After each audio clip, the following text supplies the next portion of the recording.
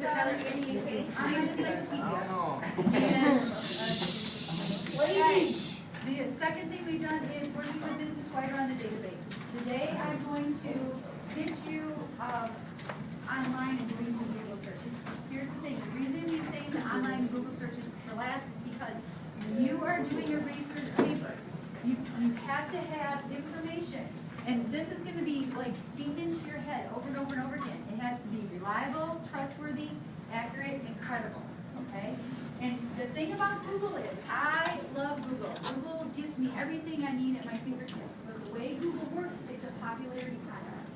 Because they take money for people who pay for advertising, nothing is reviewed. So if you do a search and something comes up, and I do this too, I tend to click on the first thing that pops up, you can't be assured that it is reliable, trustworthy, accurate, or credible. So there are a couple things that you need to do when you're doing these searches, and I think you already know a lot, so I'm going to hear from you guys, but Ray, you have a question? But you're going to play the same things. Whatever search engine you want to do is fine with me, but you need, when you get a, whatever you get in your results, you need to be able to make sure it's reliable, trustworthy, accurate, and credible. Oh, and just so for your information again, I announced yesterday, I was able to video record Mrs. Swider's presentation. In the 4th hour, I did it again, post it with a screen, and I did post that on our little site that we share with Great. So we are video recording this again. Just, we have a lot of people who are absent, and then if you forget something you're not quite sure, you can watch it back. So you are being recorded, just so you know. When you go to, I guess I'll ask you questions first. There are some things that I'm hoping you know already that you can use. You know, I have somebody, I hear this noise talking, and I really need you to pay attention. Because this is actually one of the easier things about searching, because you can go to Google, but you do have to make sure that it's reliable, trustworthy, accurate, and credible. When you go to Google and you're trying to make sure it fits that criteria, what are some of the ways that you know that you can do that? Mario? Exactly, that they would have sources listed at the bottom of the website, because that lets you know that if you need to check up on them, excellent, Mario, you get a little start of the day. What else do you know about making sure it's accurate, reliable, trustworthy, or credible? Yes? When you go to the search engine thing, you change it to private. I have done it private. I heard something like it's like, oh yeah, Well, strict, restrict, and that's so that you don't get inappropriate kinds of things. So that just cuts down on that. But that's a good habit to do. But that doesn't necessarily mean that the information you'll get will be accurate, trustworthy, reliable, or credible. Oh. Yes. You look for .org. Yes, you can look for a .org. Why is .org important? It's an organization. It is an organization, and those kinds of sites and those people pay money to have those kinds of things up. So that's a credible source. What about .edu? Yes, excellent. A .edu, because that's an educational system. So that's the one I'm looking for. So you got .org, and you might want to take notes on this, so you can write this down. If the end of it is .org. Oh yeah. What? .gov. What does it stand for?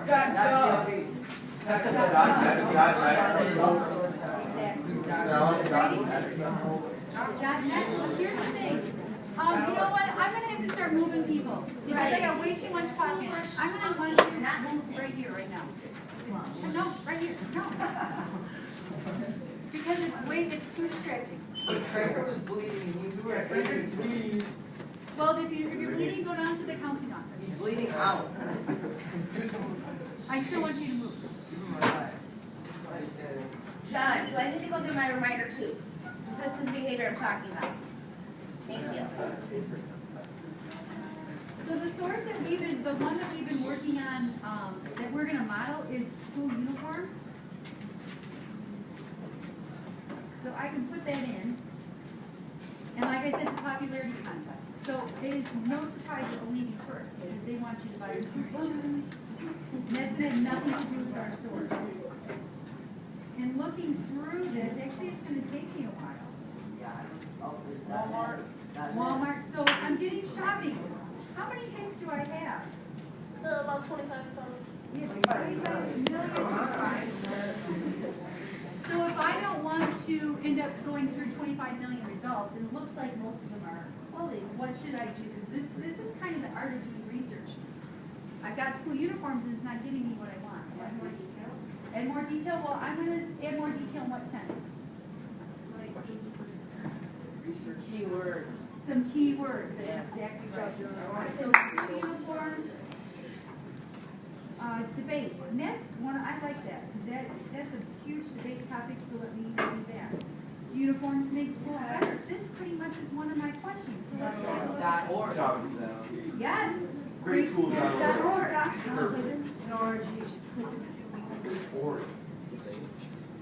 So do I think that this is going to be, is it credible, trustworthy, reliable, and accurate if it's a .org? Yeah. Most likely, yes. Most likely, yes. Now, here's the thing. If I decide to use this, and I'm going to skim through the past decade, why do they have uniforms, pros and cons, oppositions, and this is one of the things that bothers me. You've got all of the pop-ups, you've got all of the ads on the side, you've got the little videos that start up when you hover over it. But this could be, this to me, I'm pretty happy with this source. So if and it's got several pages, uniforms just versus dress codes. If I want to use this, and I know we already talked about because it's a .org, I can pretty much trust the site, but I am going to need to make sure that I do what by using it. We're excited. So do you remember where I need to go to make a citation? .org. Well, how come we don't use, Acronym? I'm going to get to that. You're just ahead of me. It's not reliable. Yep.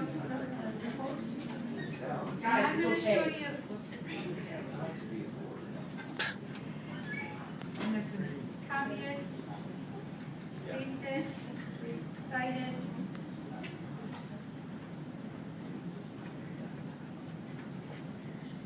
Thinking. It always says confirm or modify. You do have to kind of take a look. It says contributors. I'm going to have to scroll through and see if, and usually those are at the bottom. There's comments. I'm not seeing contributors, so I'm feeling pretty good that if I can't find, I do have to look, but if I can't find anything, we need to play. Electrically published, I might be able to get that too. Will I take the URL too? Well, it'll be part of when I push, oh, let's look here in the mirror tomorrow. I have to get that. So do they have to like copy this URL to a Word? No, what you're gonna do is, and that's a great question, you are going to, hang on, I can't do three things at once. Once I create the citation, and this is a good question. The question is, since I've used this website, do I have to make sure I copy and paste the URL into my bibliography? The thing is I don't, because now that I've made this citation, it's letting me know this Web 22, that lets me as the teacher who's going through your sources know that you got this off the web. And a lot of times they do include it so that you can check it, but it's something that I, as a teacher, in a cited, I can find it. So I would copy. I can copy this and paste it in my bibliography. And I do highly recommend, because this will look like a really good resource, I do, Patrick, highly recommend that you get in the habit of making your citation if you think you're going to use the website, just because you don't want to have to go back and find it again. That's what I mean. Miss Allen, they have a question. Over here, I think I remember you. I want to know what the purpose of saving this PDF is versus having it be. You know, basically, it's just going to be an ease. When you especially if you have a website, if I were to highlight, and I'll do it, copy and paste everything in the site, you get a lot of the behind-the-scenes stuff that goes on that you don't even see with your eye, but it's all there. And that's doing the PDF is just a cleaner version of the material. So if I were to go back to my original site, looks like to copy it. I get a lot of stuff maybe that I don't want, you know. And if I paste it, it's not too bad. This one, it just is gonna depend on the site. Some of them you're gonna have lots of things going on and some of them you're not. So it really is gonna be a personal preference. I just think it's easier to do with a PDF. That way you've got it and you don't have to worry about the formatting problems. Mario? So you know how like .org like stands or something? What does .com? Well, .com is just what they do with .com is it's when they make websites, it's just the way that they name it. It's just a way for them to delineate like who's paying, like what institution is doing it. So people, and that was going to be my example of a good .com. Let's say I was searching something, and this is the only one I can ever think of off the top of my head. If I am searching how the American Kennel Club has defined purebred dogs over the course of the last century, one of the places that I would want to go for information is the American, except I got to spell it right. American Kennel Club, oh, it used to be a .com, it is a .org. Oh, my good example is bad now. Okay. All right, let's do this. Let me try another one. See if I can get it. Everybody's going forward.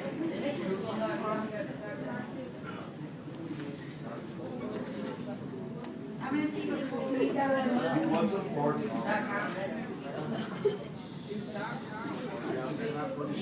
Ladies and gentlemen,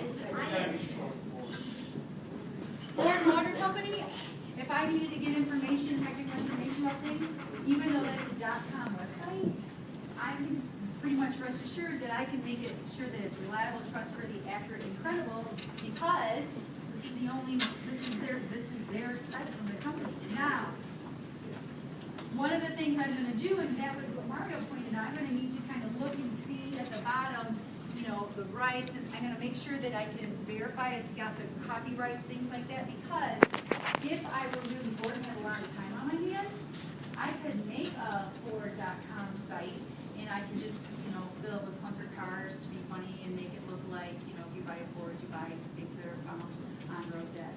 So, you know, I can do that. That's why when it started the internet page, people were scrambling to buy up the different things because they wanted to make sure that Ford.com really belonged to Ford and not some crazy person who was going to be sabotaging their stuff. So there are .coms that are good, but you need to make sure that you can verify that it's reliable, trustworthy, accurate, and credible by looking to see who's sponsoring it, looking to see, you know, the names on the bottom, and checking, you have to check out their sources.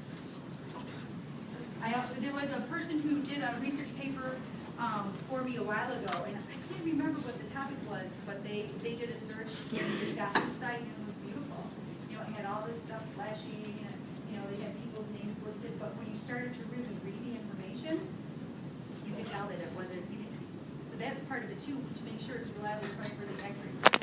You have to read through it. If it doesn't seem like it's making sense, then it's probably not making sense. You have a contact number for people you can call, logos, copyrights, all that kind of stuff, lets you know that it's a really good number.